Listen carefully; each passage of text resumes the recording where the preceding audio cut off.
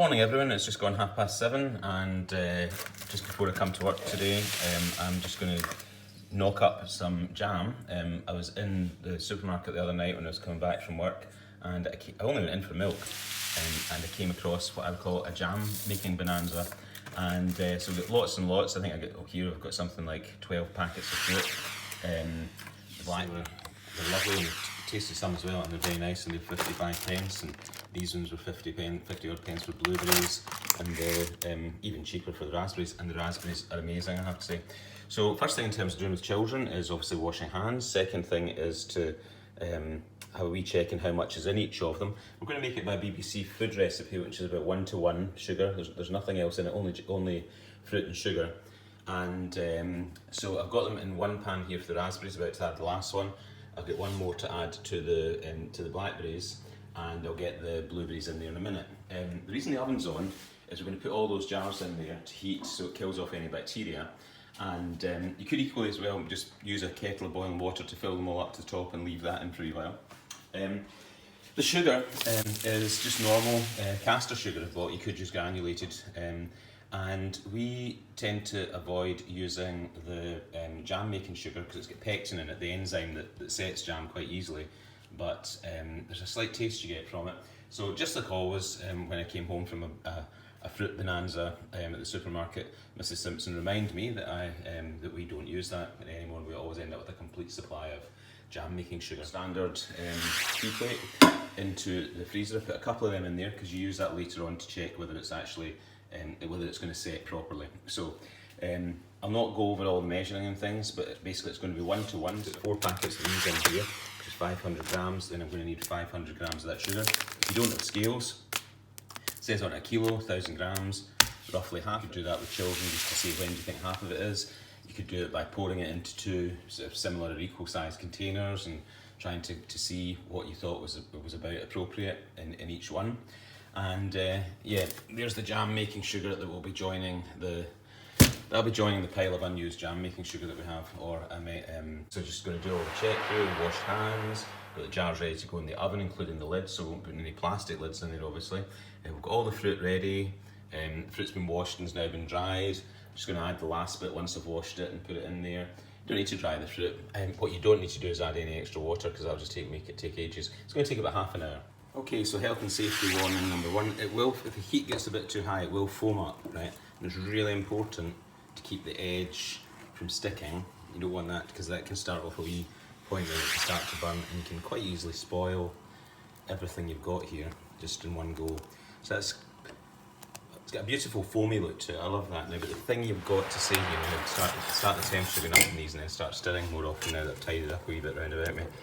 The thing that's really, really important here, that jam sugar is, I think it actually boils, well, it's sticky, and so if you were to get it on yourself or a child, it's going to be very, very sore. So I think in this case, any child who's stirring that has to be super, like 1:1, totally right and top supervised. And also, you know, if that gets on you, that'll scald you. There's no doubt about it, and it'll stick in a way that very few other things would.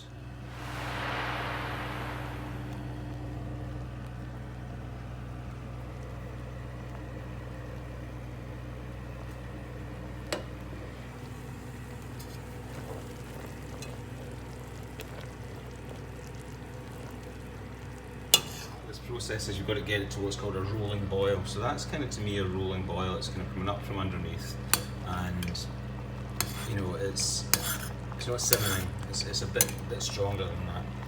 And the most important thing is the regular stirring, because you definitely don't want it sticking at the bottom, because then you'll end up either burning it and ruining the whole thing and wasting your time, or you'll have to transfer it to another pan, which is a wee bit of a nuisance.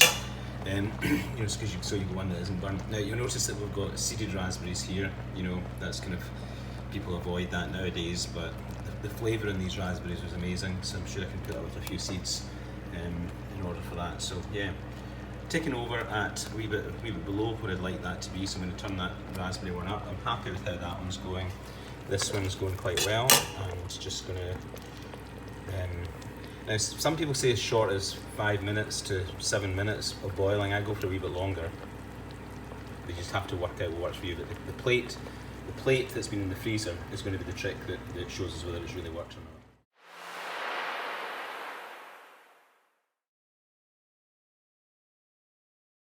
Yeah, ready? Okay. Okay, so the jams have been on for a wee while now, 10 minutes, maybe something like that. As I say, some people think it can be as low as 5, but that's up to you. And how to test it is this. You get a plate that has been in the freezer, or the fridge for a long time, but the freezer's better. And you then get a spoon for each one, and you get some of the juice from the thing. Again, you would not want a child to be anywhere near this unsupervised, and because it's very hot and it will burn you. The next one is the blueberry, which we'd take some of and we'd layer it on there on that very cold plate. And the last one is the blackcurrant, which again, just going to put a wee bit on there. Now the trick here is you leave that for 2 or 3 minutes and then you run your finger through it. I'm not going to do that because that's hot. You run your finger through it, and what should happen is the bit that your finger touches should go like that. Here's one I prepared earlier. So you can run through it. Now this one here, it's another one we did. So there's the raspberry, definitely ready. Blueberry, definitely ready. And I would say the blackcurrant is also ready.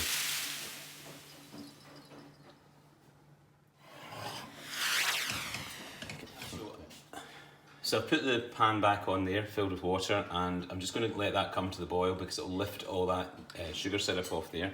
You could just leave it soaking. You've got to be very careful not to have the temptation to pick up the jar. That's obviously tempting. And in general terms, I like to use quite a small jar. Okay, so I'm pouring into quite a small jar. Point that's bubbling away, and you don't want to put... And lastly, we have the... I'm going to get it right this time. Blackberry. Okay, cut 8. We'll give it 8 jars of jam now. What I tend to do is once they're out like that, put the lid on and just leave it loose for a few minutes, because if you put it on too tightly sometimes, because of this sort of expansion of any air gap there, I find that sometimes that can cause you problems with the jar, and sometimes the jar can crack, which you certainly don't want after going to all that bother. You can see back here with the here's one I did earlier. Now obviously it is all set, but put your finger through any of them and they're all splitting quite well.